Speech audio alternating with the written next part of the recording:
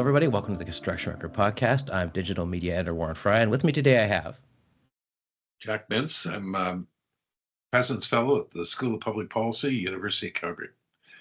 And we're here to talk about infrastructure today. I'd like to start with how we got to where we're at, because just recently we had Toronto, Calgary, Montreal, Halifax. They've all had infrastructure problems of varying degrees of disaster, and that makes the headlines. But there's an underlying problem here, and I'm assuming it's because we just haven't updated this stuff in a while. So maybe you could sort of give a bit of the history as to when was the last time we made a big push to update, and maybe that's why we need to do so now again. Okay, well, actually, certainly it is a problem of governments putting more money into infrastructure to at least sustain it. There's two types of investment. There's growing new infrastructure, which comes with population demand. And, for example, a city grows and starts up new neighborhoods, and you need to put in, water mains and, and communication systems and et cetera. But then there's just keeping up the infrastructure that is really part of the older part of the city, or a province that's important, and that's what I mean by sustaining capital investment, just replacing what's wearing down. And governments have not been putting enough money into even just sustaining capital.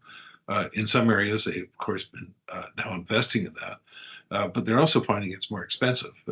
And part of that is a problem in the way that we handle inflation as part of our accounting principles, in that we don't try to calculate, let's say, the cost of replacing infrastructure based on current prices. It's based on the historical price. They calculate depreciation, like you take some rate, like 10% decline each year, but it's based on something that you put in, let's say, back in 1980. And of course, we've had a lot of inflation since then. And so actually the cost of replacing it is a lot more than one thinks. And I think what happens is that the combination of these things, we tend to underestimate really the cost of replacing old infrastructure. And of course, that's showing up in situations like Calgary and others where, maybe because it costs more, people end up putting maybe not as good materials in, and so that can have an impact on the quality of their infrastructure as well. And then that ends up costing more anyway, because you spend 2 weeks trying to clean up the mess that gets created. Exactly. No, that's exactly right. And just, I know not this budget, not the last one. I think a couple budgets ago, there was a big infrastructure push federally. How has that been going? And is there more they could? Well, obviously there is more they could be doing, but how could they go about doing more, I guess, is what I'm asking. Well, there's a big difference between what governments promise to spend and what they actually spend. And the last time I looked at the numbers on what you might call public infrastructure spending, it's been declining relative to growth of the economy over the past number of years.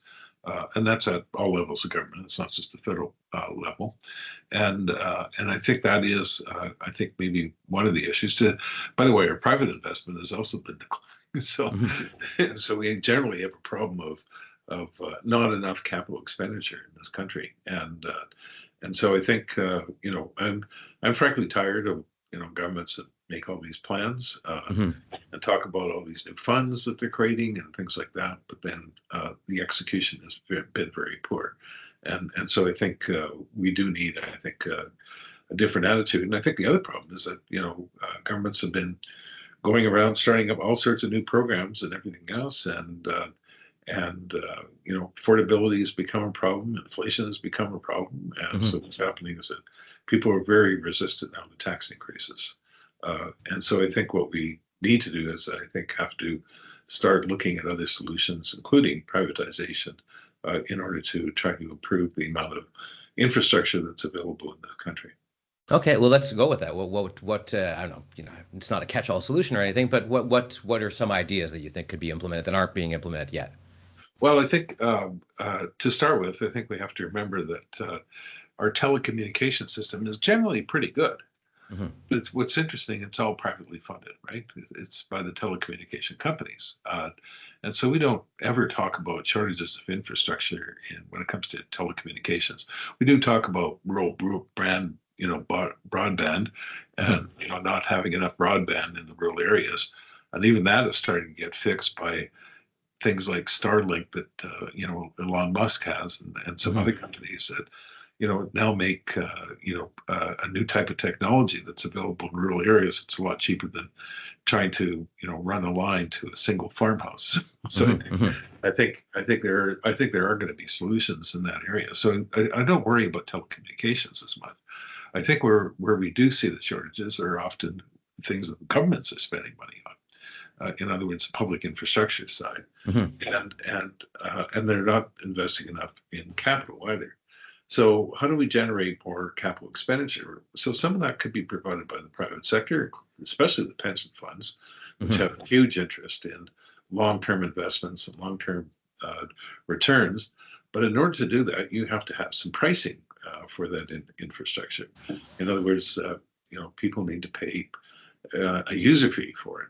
Now, it could be in the public system, or it could be, privatizing some of the things that we do now, which is a way of trying to have more infrastructure being put in place. So, for example, a number of years ago in Alberta, they shifted to water pricing. And how did they do that? Well, they actually cut the property tax and introduced water pricing. And so now you actually have real pricing, and a pension fund might be willing to put up money for investment, knowing that they can get a return that the government could provide from the funds that it collects on water pricing, or the pension fund could run it themselves, or in a public-private partnership. That's another possibility as well. Now, one has to be careful with the privatization solution. We're having more private participation in infrastructure spending, but because one worries about kind of semi-monopoly practices and pushing up prices. But that's what a regulatory system does, and that happens in telecommunications, is that they're and in things like natural gas distribution that we have, and things like that for heating.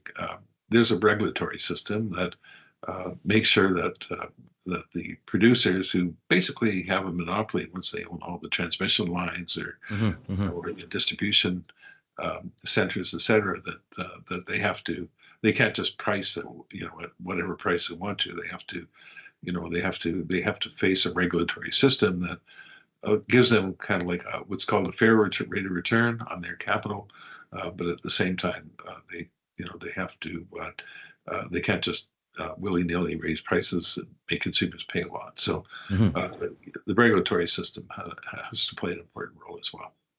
Now, you mentioned affordability. That made me think of housing affordability, how we clearly need more housing, but that means more infrastructure. So how does that, I'm very math challenged, you explain to me how that would affect the system, because you got to add more infrastructure for people to live there. But then, like I said, you know better than I would how that all works out.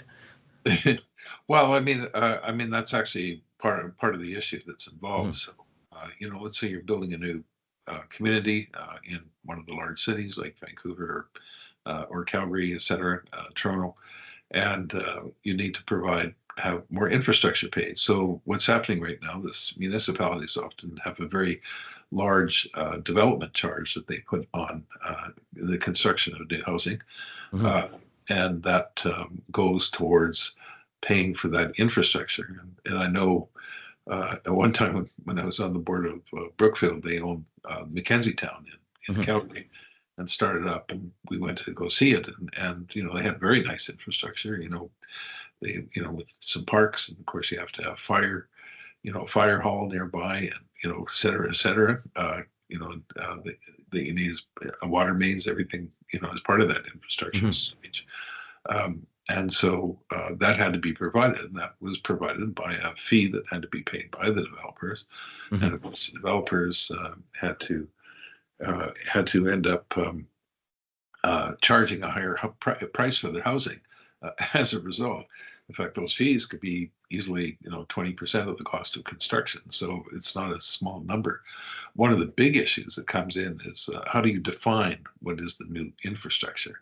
And when you think about it, if you build a new community, you're not only helping people in that community live there, but the roads get used, and it gets used by businesses and other people who come to visit the community.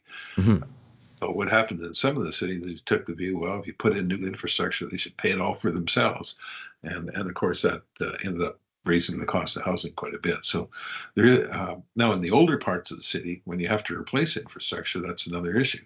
You're not you're not putting you don't have new housing that's being built, but you have to replace sewage pipes and water lines, et cetera. And so then the question is, who's going to pay for that? And that's sometimes done, through the property tax system by raising property taxes on the people around the area to pay for that infrastructure. And and that might be an appropriate thing to do, but of course it means more costs that are involved with housing. And so I guess the point is no free lunch to any of this. And so that we could try to subsidize it all, but somebody has to pay for it.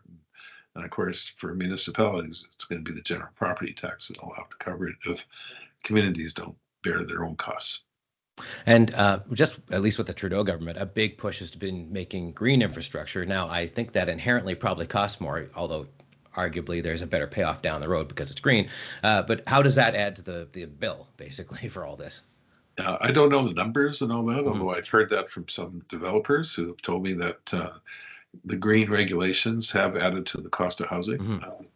And of course, that's, one of the things and the difficulties right now with the green agenda is that people are asked to pay more at this point for something that we really may not even realize until many years down the road. For some people, it may be beyond their lifetime. So the benefits aren't easily known, and so it makes it very difficult. And when governments talk about green policies, like, oh well, this is going to be done more cheaply and things like that, and people won't have to pay more.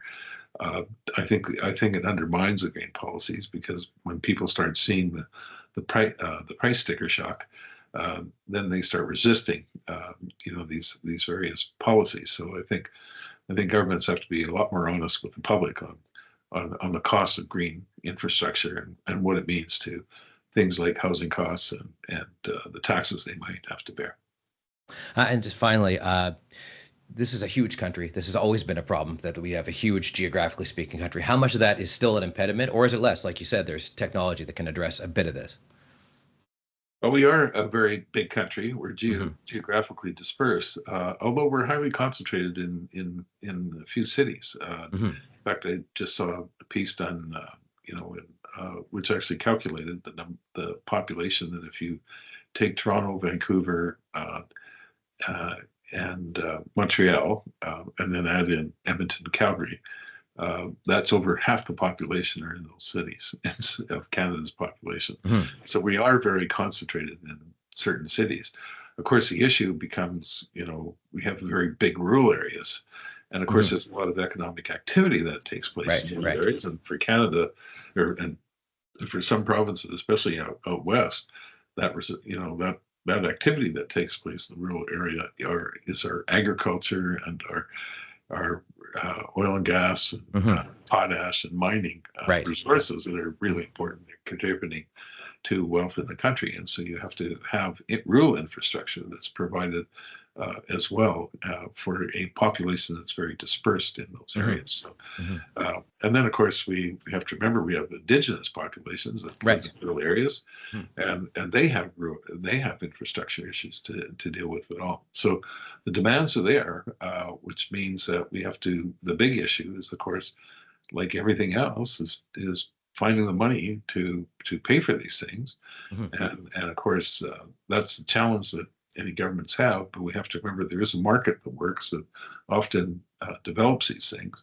And one of the things with regional development policies, which I'm quite acquainted to from the past in the work that I did for over the years for the World Bank and the IMF, but the most successful regional development policies are often those policies that connect rural areas with the urban areas through better transportation and communication infrastructure, as well as smaller communities sometimes banding together in providing certain types of infrastructure for themselves, so they can achieve some economies of scale in the cost, in reducing the cost of their infrastructure. So that's something that may also be relevant. And finally, I noticed you have a column in the Financial Post. Would you like to point people towards that and to anywhere else you'd like to see what you have to say about these matters?